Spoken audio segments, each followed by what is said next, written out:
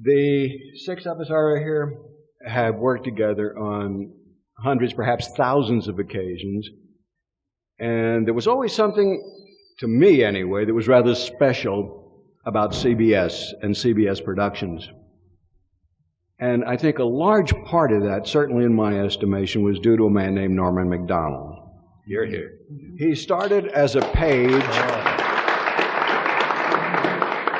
He started as a page boy, worked up to an assistant director, a clock watcher, later became a director on his own, and I remember working on his first show, which was a rebroadcast of an old local show called Romance of the Ranchos, and it was supposed to go on the Western Network. Actually, I think it dead-ended in the basement.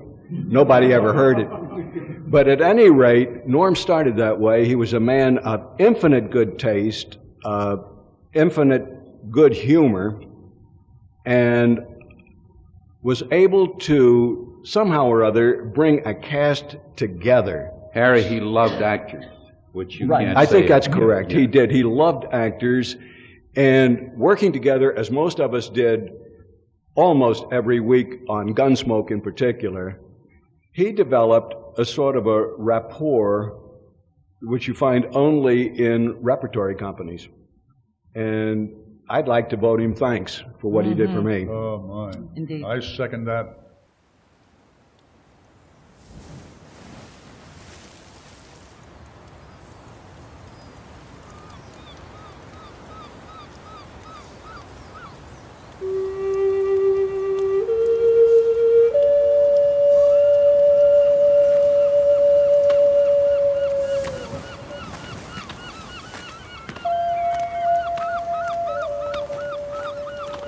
November 1805. We're near present-day Point Ellis, Washington State. You're hearing members of the Corps of Discovery, led by Meriwether Lewis and William Clark. The American explorers have just reached the Pacific coast. Today there's no celebration, only the knowledge that winter is coming. They'll have to make camp. Undersupplied, undermanned, they're worried. But these are men and women who for 2 years have trekked through unknown lands and waters, meeting inhabitants both friendly and hostile.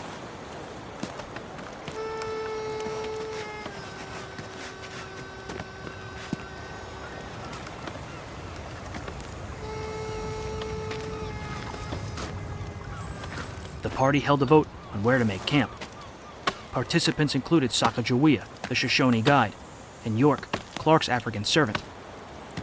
On November 24th, camp moved to the south side of the Columbia River, near what is today Astoria, Oregon. And then they waited.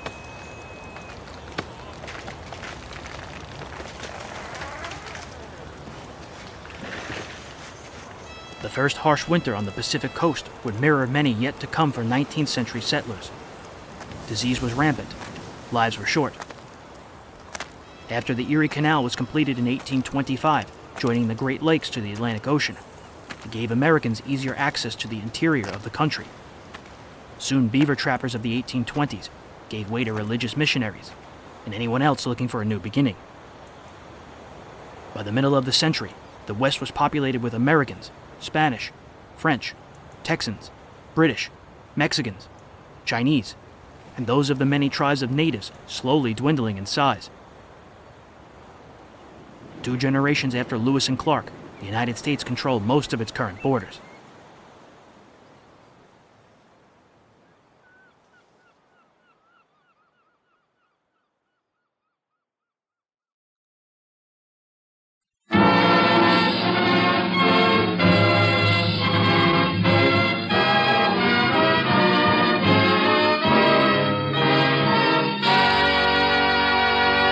Inheritance.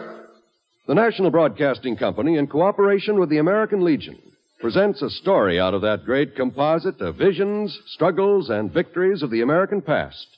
Our Inheritance. Inheritance was a joint production of NBC and the American Legion at the height of the Red Scare. It first took to the air on April 4th, 1954. Are heirs to a vast fortune. The American Legion was at the forefront of the Red Channels pamphlet, which outed alleged communist sympathizers. The Legion's connection to the Red Channels had long been disclosed by the time Inheritance took to the air. It has been speculated that perhaps both NBC and the Legion hoped to distance themselves from McCarthyism, as criticism for his tactics was rapidly growing.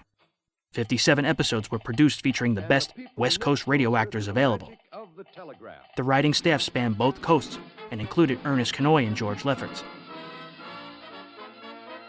This episode on the Lewis and Clark expedition aired on Memorial Day weekend, Sunday, May 30th, 1954 at 10 p.m. Eastern Time. We all share in our inheritance. This month marks the 150th anniversary of the start of a great tale of adventure and daring. The trailblazing expedition of Lewis and Clark in 1804 through an uncharted wilderness to the Pacific Northwest, a vast territory known in history as the Louisiana Purchase. Theirs is a bright and brave chapter in the history of our then new nation. Tonight, we pay tribute to the courage, daring, and diplomacy of two young American leaders, Captains Lewis and Clark.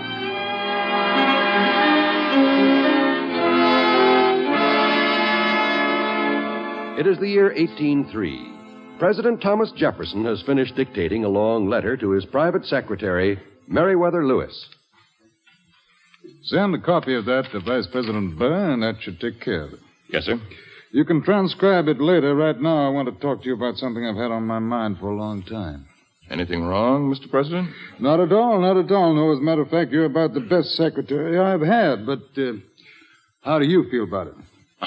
Well, I was very honored when you offered me the position, Mr. President. It's been quite an experience. Perhaps. But I've noticed your restlessness lately, my young friend. After all, spending an early life in the woods, hunting, trapping, then a short career in the active army might cause a man to champ at the bit once he's settled down with a routine job like this. Well, I'll admit it lacks in excitement at times, sir, but it's highly interesting. Yes, the inner workings of a government do have their tense moments. But tell me, are you familiar with the territory known as Louisiana? Of course, sir. Then you also know that we're under negotiation with France for the purchase of that territory. Yes, sir. Now, I'd like to pose a very pertinent question. Just what are we buying? I'm afraid I don't follow you, Mr. President. Well, let me put it this way. The Louisiana territory is vast, almost unexplored. And I have reason to believe that our negotiations will be successful. That territory will become a part of our nation.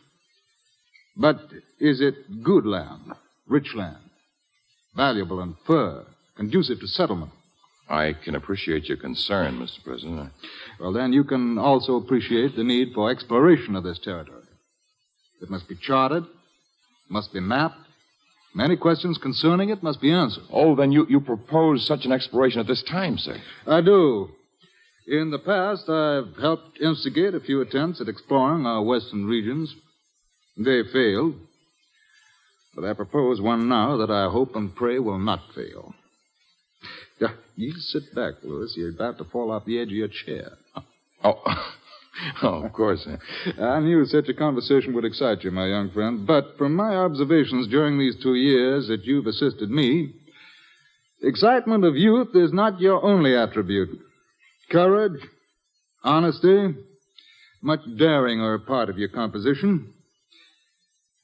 Lewis, the leadership of the expedition is yours for the asking. I'm overwhelmed, sir. Well, of course, if you don't want the responsibility... Oh, no, sir. I mean, yes. This is so wonderful, I don't know what to say. That's quite some time away, my boy. Perhaps your power of speech will return in time for you to say goodbye. I'm sure it will, sir. I want you to take a new look at books, study for a while, botany and so on. Then we'll select your men and outfit the party.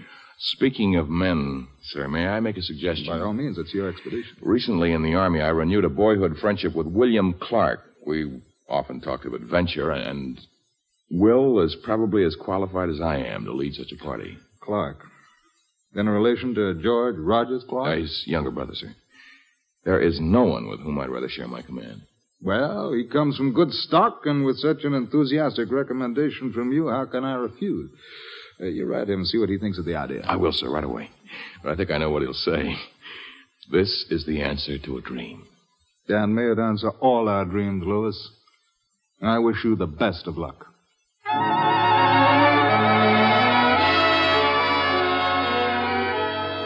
William Clark was notified and quickly accepted, but there were months of preparation ahead. 9 years later, the Armed Forces Radio and TV Service commissioned a series specifically intended for service people and delegates. It was called Horizons West and told the remarkable 8,000-mile journey of Lewis and Clark's expedition in 13 parts. John Anderson was chosen to be William Clark, while the role of Meriwether Lewis went to radio veteran Harry Bartell.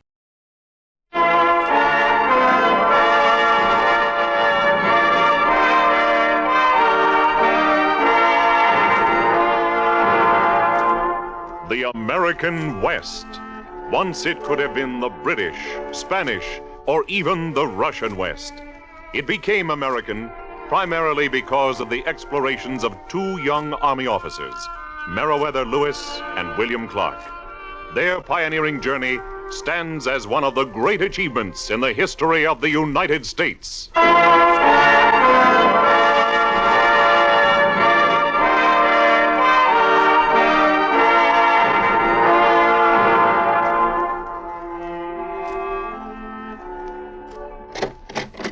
Captain Lewis. Hello, Sergeant. Welcome back, sir. Hope you had a tolerable trip. Well, I took a new trail from Detroit and ran into an Indian situation that looked tight for a little while, but you know me, Sergeant. Paymaster, 1st Infantry, can't let the men down. Here are my bags. Yes, sir. Thank you, sir. Who won the election? Jefferson. Noble Sir Thomas, the champion of the common man. Good old Mr. Jefferson. He made it. He made it. Huh. Republicans are all alike. No control. What was that, Sergeant? Are you criticizing me or Mr. Jefferson? Just giving an opinion, sir. What this country needs is a ruling class. Sergeant, you're an idiot. 3 cheers for Tom Jefferson! What's going on here? I'm trying to work. Oh, it's you, Lewis. Yes, sir. The sergeant just told me Mr. Jefferson was elected president. And you're letting everybody know you're friends with him, is that it? I voted for him, if that's what you mean. No, not exactly, Captain. There's a letter for you from him in my office. Come in. A letter from Mr. Jefferson? Looks to me like a personal letter. Well, our families are neighbors in Virginia. Here. It came by special messenger day before yesterday. Thank you, sir. It's a surprise to hear from him when he's busy taking over such a big job. Well, Captain, good news or bad? Dear Lieutenant Lewis, I'll have to tell him I made captain, huh, sir? In view of my recent election to the presidency of the United States, I find that I will require a private secretary. Your tact and social adaptability, your knowledge of the Western country of the Army, has rendered it desirable for public as well as private purposes that you should be engaged in that office. If you accept, please obtain approbation from General Wilkinson and repair to the Presidential Mansion, Washington City. What do you think of that, Colonel? I am to be the new private secretary to the President. I don't understand it, Lewis. You, a secretary? Why not, sir? Well, if your written reports are any indication, you don't have a hand. You have a rooster's scratch, and you can't spell. Come, Captain. Why would the President want you for a secretary? Very simple, Colonel. He likes me.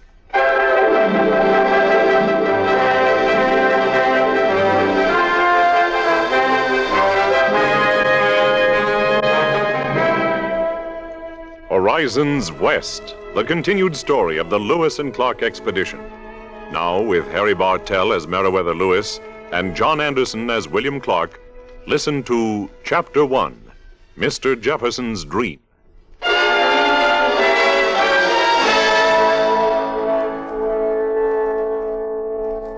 Years before he was elected president in 1800, Thomas Jefferson had dreamed of exploring the unknown lands west of the Mississippi River.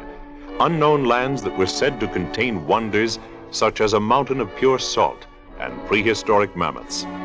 Now that he had been inaugurated, Jefferson was in a position to realize his dreams by sending what he liked to call a corps of discovery into the West. Because of certain political and commercial rivalries, such an expedition would have to be kept secret as long as possible and would need superlative leadership. After considering a number of young men, Jefferson finally selected the leader, Meriwether Lewis and had ensured the secrecy of the choice by offering him the job of private secretary to the president. My name is Meriwether Lewis, and I'm making what the colonel has called rooster scratches in my journal.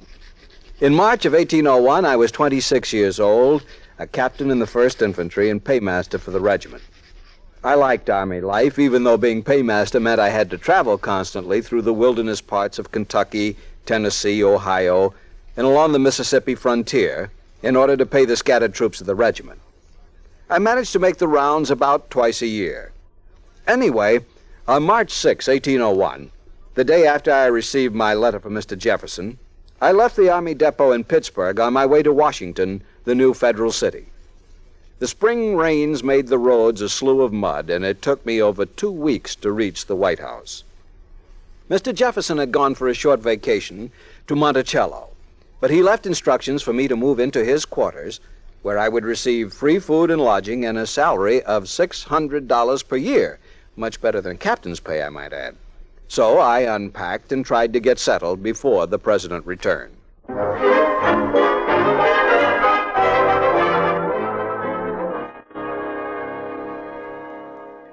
That show took on a personality of its own, very much like Gunsmoke did. A lot of the same actors worked them. This was a sort of a CBS group more than anything else. At that time, about that time, I think they figured there were approximately 1,500 members of AFRA, and about 400 of us did all the work. I think that would be a maximum at 400. 300 more. I know in my own case, I was doing at one time and another as high as 5 shows a day, having somebody rehearse for me at NBC. See, they were all very close, the studios.